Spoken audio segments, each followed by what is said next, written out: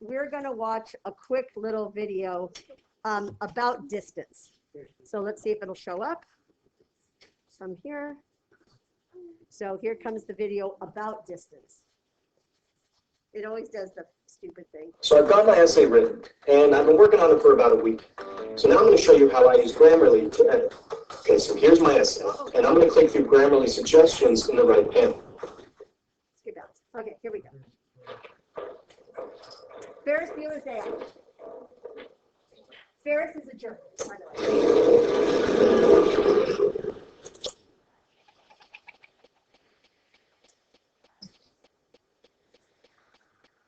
A 1961 Ferrari 250 GT, California. Less than 100 when paid. Father spent 3 years restoring this car. It is his love. It is his passion. It is his fault he didn't lock the garage. Ferris, what are you talking about? Ferris, my father loves this car more than life itself. A man with priorities so far out of whack doesn't deserve such a fine automobile. No. Apparently, you don't understand. Wow. Ferris, he never drives it. He just rubs it with a diaper. Hey, remember how insane he went when I broke my retainer? Huh? Come on, that was a little piece of plastic. This is a Ferrari. Get better. Cameron, I'm sorry, but we can't pick up Sloan in your car. Look, I'm sorry. There's nothing else we can do.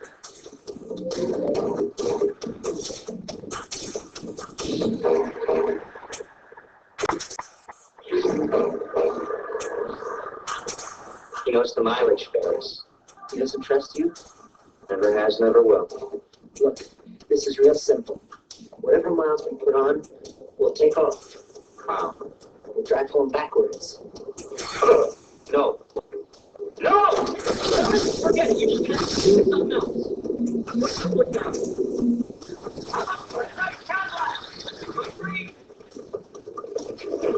Call the limo! A nice stretch job with a TV and a bar! How about that? Come on, run a little.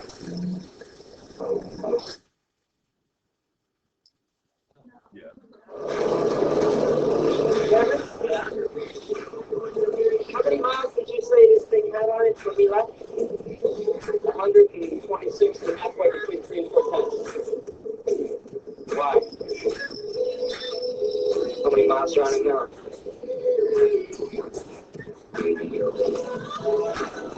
Here's where Cameron goes berserk.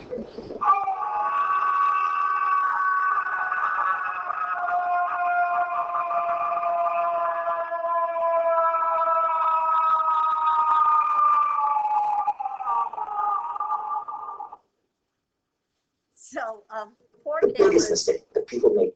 because I feel like Ferris is such a jerk to him. So what do they do later when they get, so first thing, does anyone know why all the mileage got on the car? The valet guys, right? So they leave it at a parking garage thinking they're going to do really nice things like, oh, it'll be safe there. And the valet guys think, oh my God, this is a killer car. And they take it and they joyride it for like 120 miles. So that's the first thing. That's why it has all those miles on it. Second thing, so what do they try to do to get the miles off? What do they do? Right. On the accelerator. Yeah, so so what King's saying is that they pump up the wheels and then they jack them up and then they put it in reverse and then they put a rock on their accelerator so it's going in reverse for their plan is for 100 miles it will go in reverse. Does that plan work? Why? Before it gets destroyed, right? Well, before it gets destroyed, does it change the mileage at all? It actually does change the mileage. It adds on because it doesn't matter whether your car is going forwards or backwards, your car is putting on mileage, right? Because mileage doesn't matter if you go, like this doesn't happen. If you drive to the store and then you drive home, it doesn't take away the mileage, right? That's not how That's not how mileage works, because mileage is absolute value. It's a measure, right? It's a measure of where you're going, right? So it doesn't matter whether you're going forward or backwards. It's a distance. It's just total distance. So when we talk about absolute value, what we really mean is distance from zero. So I can go positive 2 jumps from zero, and I've gone 2 jumps, or I can go negative 2 jumps from zero, and guess what? I've still done 2 jumps. So whenever you leave this class and wherever you go next, when a teacher does the thing in sticks, what it really means is I don't care about what direction you're going. I want to know how many jumps you've done. What's the distance from zero? Does that make sense? So we're going to talk about graphing absolute value. I'm going to show you how to do it once the hard way with a T-chart.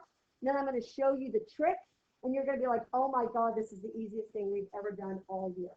So we end on a really good thing. So here we go, and I am passing out your notes for today. And for all my COVID kids, did you guys get that letter that says like there are 10 people with COVID right now? Something like that? Did you see that? Crazy. I'm not one of them. Yeah. Yeah.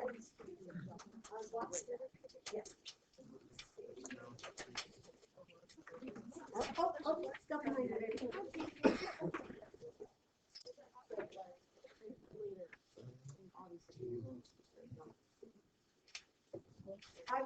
We would watch Ferris Bueller today, but I think it's got the extra bit. It is still the best movie ever. And Ferris is a terrible part. Did you ever watch What's on there? I don't watch that. I'm not a big. Okay, so here we go. Okay, so here we go on the very first one. Everyone see number 1. So we're going to do, this is called the parent graph, right? We're going to do the basic graph. And then it's super easy to do these. I'm not lying. It is if lines and parabolas got together and made a baby. And that's what this graph is. If you've ever noticed when you've made your parabolas, I'd come by and yell at you and be like, it's not a V, it's a U. And that's because today we are making V's. So here's what I want you to do on the side next to number 1. Is everybody ready? I would like you to go ahead, and we're going to do one time only. Only for this problem, let's do a T-chart, right? Because we're not a big fan of these. You know me, I feel like it's better to know the pattern than to plug it in every time. But on the first one, let's do this. Are you guys ready? So we're going to start really easy. And I'm going to put in 0. And I'm going to say, how many jumps from 0 is 0? How many jumps from 0 is 0? It's 0. It's 0. They're not even a jump. 0, 0. Yay. Okay. So let's try the next one. Let's go ahead and let's plug in the number 2. And I'm saying to you, how many jumps from 0 is the number 2? How many jumps from 0 is 2? 2 jumps. Awesome. 2, 2. We're going to graph that. Super easy. 2, 2.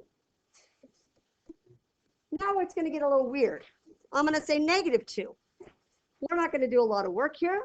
We're going to say, how many jumps from 0 is negative 2? How many jumps away from 0 is negative 2? It's 2, right? It doesn't matter that I'm going in the negative direction. It's 2 jumps away. So look where it goes. Negative 2, 2, right there. Does that kind of make sense? Here comes the next one. Let's do 4. How many jumps from 0 is the number 4? It's 4 jumps from 0. You guys are getting the hang of this.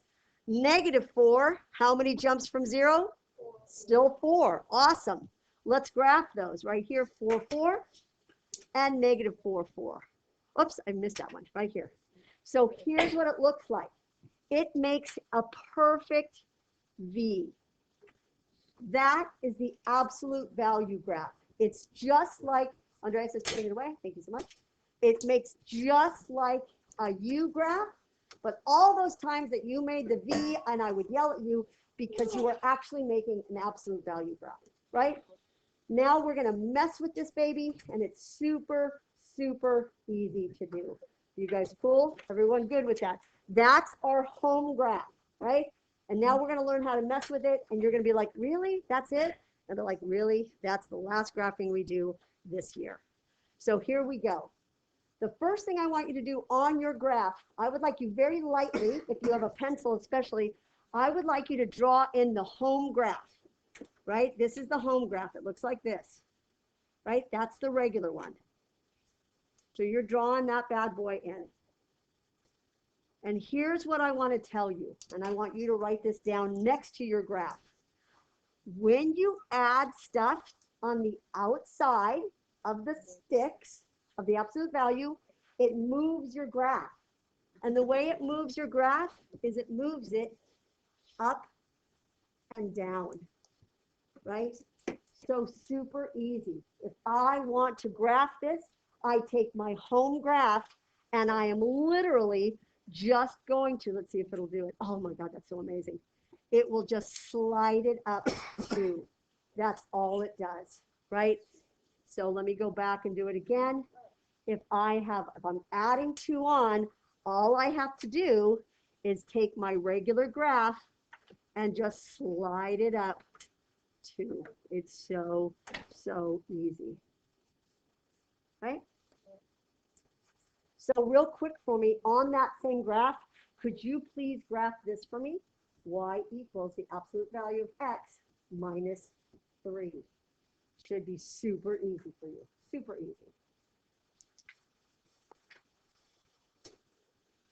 Maybe I can do it in my fancy way. If you took the original graph and just slid it down 3, you are on fire. That is all you have to do with that, right? So easy. So we're going to add on a little bit. You know what we're doing. What happens if I have stuff inside of the sticks? Well, if you remember, anytime we have stuff inside, it's always naughty. So this one, what I want you to write down is if it's inside the square, the absolute value, it moves it left and right. But as always, it is naughty because it's trapped in timeout, right? We've tried to put it timeout. So what I'd like to have you do is do the original one. Here's my original graph. What's going to happen on this one is I'm going to slide it over, but I'm not going to slide it +2. I'm going to slide it -2. Does that make sense? So he's going to come over 1. Oh, oh, his little sticks broke off. How sad. 2. He's going to come over 2. So if I was going to graph this one, if I was going to do it, it would be y equals x minus 3. Give that one a try on your paper. Super, super easy. You're just going to take the regular v and you're going to slide it over 3. So, so easy. You can see why I wait till now, because it's super easy. Boom. Boom. Yep. No, it's like, we're going to put it together and you're going to be like, really? That's it? And then I'll be like, yeah. So, are you good? Awesome. No, you good? You explain it, Jim? Thank you. Appreciate it. Okay. So, what happens when we put it together? So, here's the key.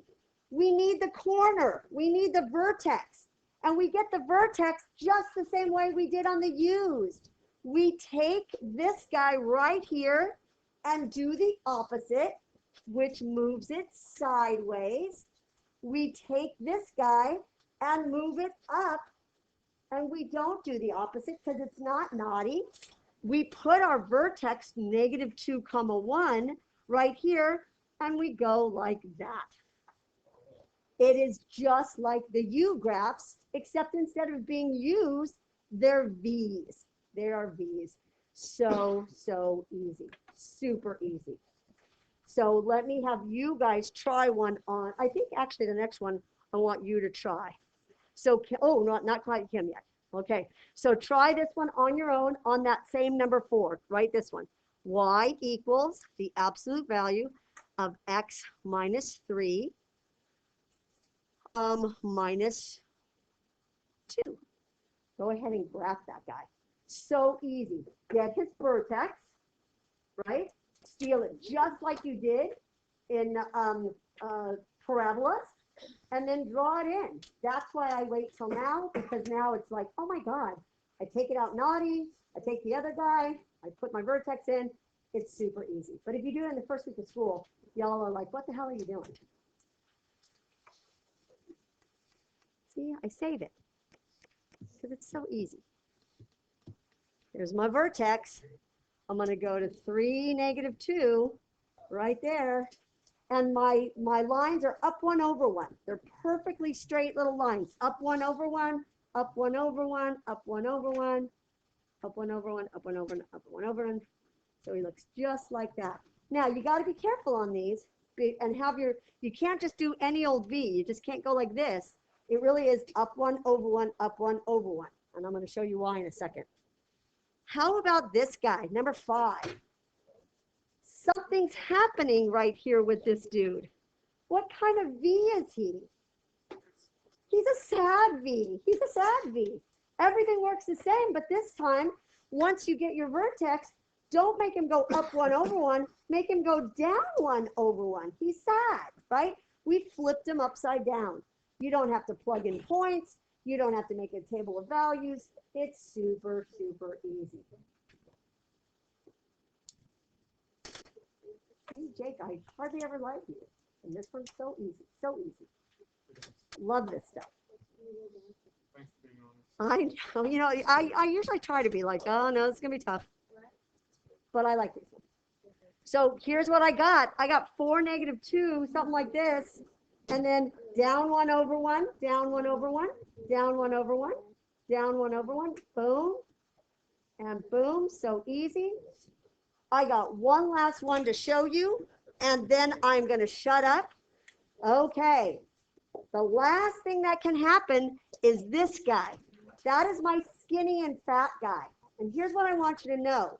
When there is nothing there, we went up 1 over 1. It was the number 1. Now what we're going to do is this is where he combines with lines. I want you to think of this guy as like the slope. So we're going to get everything the same. And then this is guy's going to tell me, don't go up 1 over 1, go up 2 over 1, up 2 over 1. So watch how easy it is. I'm going to take this guy. That's negative 3. I'm going to take this guy. That's negative 3.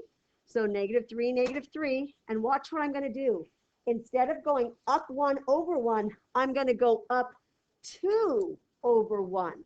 So up 2 over 1, up 2 over 1. Look what happens. He's just a lot skinnier than the other V, right? He looks like that.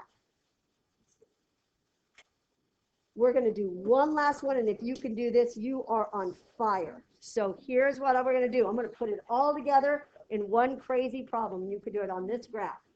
Y equals negative 1/2 absolute value x minus 2 plus 3. Try that one. This is an upside down graph, and you're going to go down 1 over 2. Does that make sense?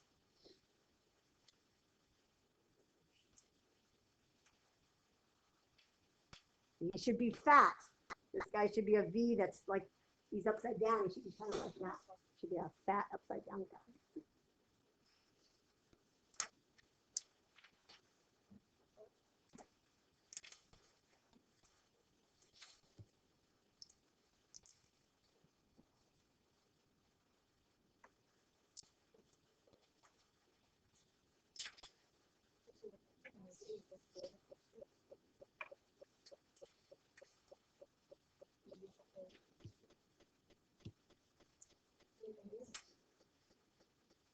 So I'm going to do it. You can take a look at mine. I got 2, 3 for my vertex.